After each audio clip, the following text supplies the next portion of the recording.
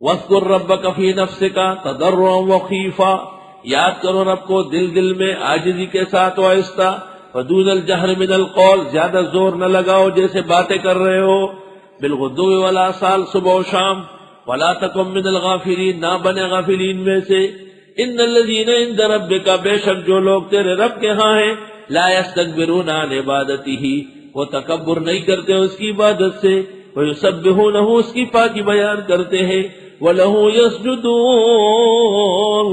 اور اس کے لیے سر بسجود رہتے ہیں۔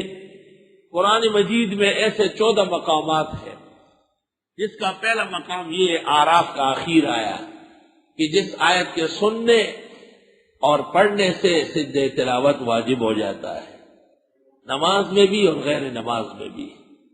اجمیوں کے لیے یہ ضروری ہے کہ وہ جان چکے ہو کہ اس وقت آیت سجدہ پڑھی گئی ہے، اگر اجم کو یہ پتہ نہ ہو تو ان پر سجدہ تلاوت واجب نہیں ہوگا۔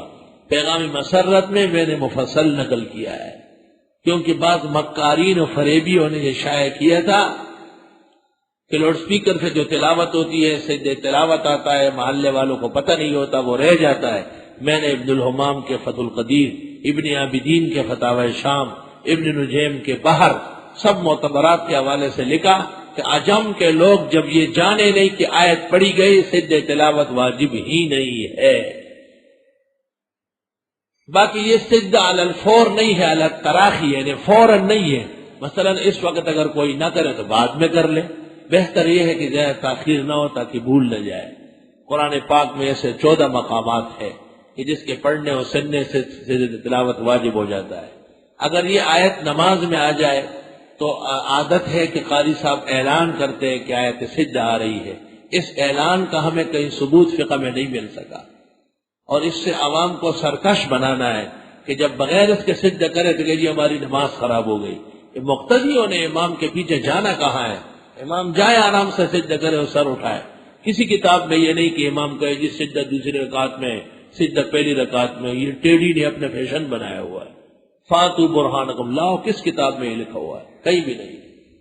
اگر ہم نے پیغام مسرت میں لکھا ہو تو بنا بر شہرت لکھا ہے، اس کی ضرورت نہیں رہی ہے۔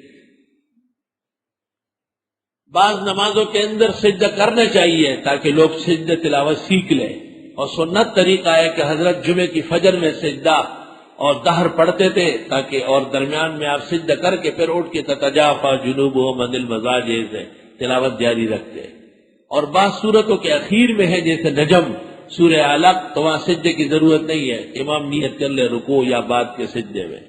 مزید تفصیلات کبھی بیان ہوں گے۔ وآخر دعوانا الحمدللہ رب العالمین، وصلی اللہ وسلم علی رسولہ الکریم ونبی الامین وعلی آلہ واصحابہ اجمعین۔ ربنا آتنا فی الدنیا حسنہ وفی الآخرۃ حسنہ وقنا عذاب النار۔